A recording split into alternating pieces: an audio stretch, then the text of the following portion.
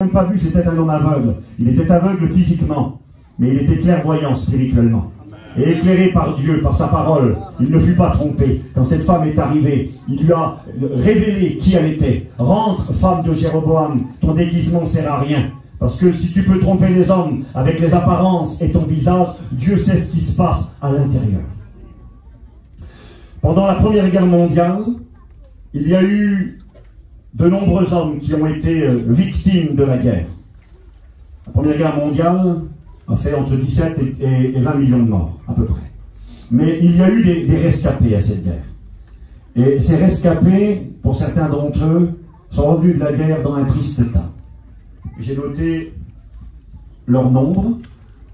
Ils étaient pour la France 15 000 individus, et dans toute l'Europe, il y en avait 300 000. Ces hommes, on leur a donné un nom. C'est un général, d'ailleurs en France, il y a beaucoup de rues qui portent ce nom. La rue du général Picot, ça existe beaucoup, il y en a un peu partout en France. Le général Picot, c'était un général qui a fait la Première Guerre mondiale et qui lui-même a fait partie de ces gens-là. Il a fait partie des 15 000 rescapés qui ont survécu à la guerre, mais comment sont-ils revenus? Ils sont revenus de la guerre avec un visage défiguré. On les a appelés les gueules cassées. Lui-même se nommait comme ça, une gueule cassée. Ils sont revenus de la guerre, ils n'avaient plus de nez, excusez-moi. Il leur manquait un œil, il leur manquait la bouche. Ils n'avaient plus de dents, une mâchoire déchiquetée. Des monstres. Des hommes qui étaient brisés physiquement, brisés moralement. En miettes, la société n'en voulait pas. Et puis l'État les avait abandonnés. Ils ont quand même eu une idée pour les aider un petit peu. C'était quand même des héros de guerre. Des gens qui avaient donné leur vie pour la patrie, pour la nation. 15 000 hommes, 300 000 en Europe. Les gueules cassées, les gueules brisées. Déchiquetés par un obus. Déchiquetés par un coup de mitraillette. Un coup de balle en plein visage. Des monstres ils étaient devenus. Et là, on a choisi de faire venir une femme d'Amérique. Une artiste peintre. Drôle de manière de soigner quelqu'un qui est défiguré. Une artiste peintre. Cette femme, elle est venue, et son travail était de faire des masques. On faisait des masques en porcelaine, on le posait sur le visage de ces soldats, pour cacher la réalité de ce qu'il y avait derrière, les blessures de guerre. Et cette artiste de peintre, elle dessinait un visage. Elle dessinait une bouche. Elle dessinait un sourire. Elle dessinait des yeux. Mais c'était qu'un dessin. C'était la manière de cacher la réalité, faire un masque pour les gueules cassées. Les survivants qui avaient été victimes de bombes, d'obus, d'éclats, de mitraillettes, de tragédies. Ils étaient devenus les derniers de la société et on voulait cacher la misère avec un masque peint par un artiste. Vous savez, je crois que dans le monde dans lequel nous vivons, c'est comme ça que beaucoup procèdent. On se fait un masque, on joue un rôle, on fait mine que tout va bien. Ça va? Oui, ça va bien. Souvent on rajoute impeccable, c'est pas assez que tout va bien. Ça va? Oui, impeccable. Impeccable, c'est un grand mot, impeccable. Et je crois que des fois, si on gratte un petit peu, je me rappelle d'avoir un jour posé la question à un chrétien de l'église, quand je suis rentré après la mission d'été. J'ai dit, alors ça va mon frère? Il m'a dit, ça va. J'ai dit, ça va bien? Oui, ça va. Mais j'ai dit, t'es sûr, ça va bien? Je sais pas pourquoi j'ai dit ça. Et il m'a regardé gravement ça. Il m'a dit, pourquoi t'insistes? Et quelque part, j'ai compris qu'on lui disant 3 fois ça va, au début ça allait impeccable, la deuxième fois c'était plus impeccable, et la troisième fois c'était plus impeccable du tout. Oui, et c'est souvent comme ça. C'est vrai. J'aimerais vous parler d'un jeune homme dans la Bible. Puisqu'un jeune homme c'était un enfant. Et puis voilà, j'ai sur mon cœur de parler de ça ce soir. Amen. Vous savez, j'essaye de faire la part des choses, d'être sensible à l'esprit. On pourrait prêcher bien des sujets, la Bible c'est un grand pain, et puis il y a des tranches de pain, il y en a à volonté, il y a du pain pour tout le monde, mais on va essayer de donner un morceau de pain pour chacun. Et puis vous savez, quand je vois des personnes qui viennent, des fois qui sont tout au fond, avec, je sais pas, je voudrais gêner personne, et puis je vois que parfois, bien, on est un peu loin du Seigneur, et qu'on est là, alors, j'ai pas envie de vous embêter, de vous agacer, j'aimerais vous donner un mot de Dieu. J'aimerais que ceux qui ont dit tout à l'heure, Seigneur, parle-moi, on va voir si tu sais qui je suis, si tu connais ma vie. Et j'aimerais que tu me parles, et que tu viennes montrer ce qu'il y a derrière le masque de l'apparence, le masque de l'hypocrisie peut-être. Il est écrit ici dans 2 Samuel, chapitre 4 et verset 4. Je lis une partie du verset.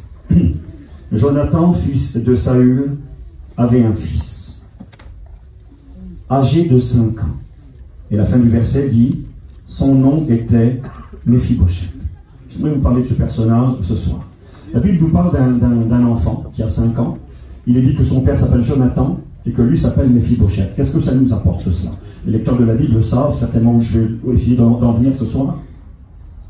Et pour ceux qui ne connaissent pas qui était Jonathan. Jonathan, c'est le prince d'Israël. C'est le fils du roi Saül. Saül est le premier roi qui a régné sur Israël. Et puis il a un fils qui est un soldat. C'est un général de guerre, un homme vaillant, un homme fort, un homme de confiance. La Bible nous le présente, Jonathan, comme un homme bon, un homme qui aime Dieu. Il est le beau-frère de celui qui s'appelle David et deviendra plus tard le roi David. Et lui et David, eh bien, ils s'aiment comme des frères. C'est un homme bon, un homme gentil, beaucoup de qualités. Il est prince en Israël, c'est un noble, quelqu'un qui vit dans un château. Et voici qu'il se marie, un conte de fées, et qu'un petit garçon va naître, Méphibosheth. Jusqu'à là, tout va bien. Les années passent, le petit garçon a ses 1 an. Les premières bougies sont soufflées dans le château du roi. Puis certains pourraient dire, Steve, je ne sais pas si ça va me parler ce soir, tu nous parles d'un petit jeune homme, d'un petit enfant qui est un prince, qui grandit dans le palais du roi. Il fait ses premiers pas quand il commence à marcher, eh bien il marche dans le palais du roi. Premier pas. Il a 1 an, 2 ans, il commence à parler. Tout le monde est à son service. Autour de lui, il y a des serviteurs en grand nombre, des dizaines, peut-être des centaines qui le servent. Il n'a pas sorti un mot de sa bouche que quelqu'un est là à son côté pour s'occuper de lui. Il est le futur prince. Son père est le général de l'armée d'Israël. Son grand-père, c'est le roi. Il vit dans le palais. Et ce petit bébé-là, sa vie, c'est un conte de fées. Sa vie, c'est un dessin animé de Walt Disney. Vous savez, les Mickey de Walt Disney, c'est ça sa vie à lui. Sa vie, c'est un rêve. Il a la vie que tout être humain aimerait avoir. Il est le petit prince. Il est servi par des serviteurs et des servantes. Il est élevé dans le coton. Il ne manque de rien. Il a la plus belle des vies. Et les années vont passer. Il a 2 ans. Sa vie est merveilleuse. Il a 3 ans. Il a 4 ans. Il y a beaucoup de guerres qui se font. Mais lui, la guerre, il ne sait pas ce que c'est. Il ne vit pas dans la guerre. Il vit dans le palais du roi. Dans l'abondance, au milieu de l'amour, au milieu de l'affection. Il ne manque de rien. Il a 5 ans. Et là, quand il a 5 ans, c'est là que la Bible nous parle de lui. Jonathan avait un fils âgé de 5 ans nommé Méphibosheth. Que s'est-il passé quand il a 5 ans? Alors, je vais tâcher de ne pas être long inutilement. Jusqu'à là, sa vie, c'est un conte de fées, je le répète.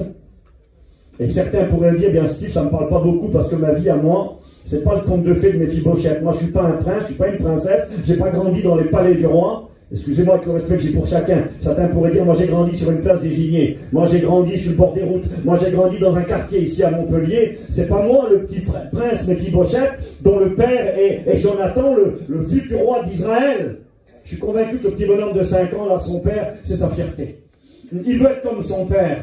J'ai souvent vu des copains qui sont amateurs de sport, amateurs de football, amateurs de chasse, de pêche. Ben, le petit, il a 2, 3 ans, 4 ans, 5 ans. Eh bien, ils veulent que leur petit soit comme eux. Le petit veut être comme le père.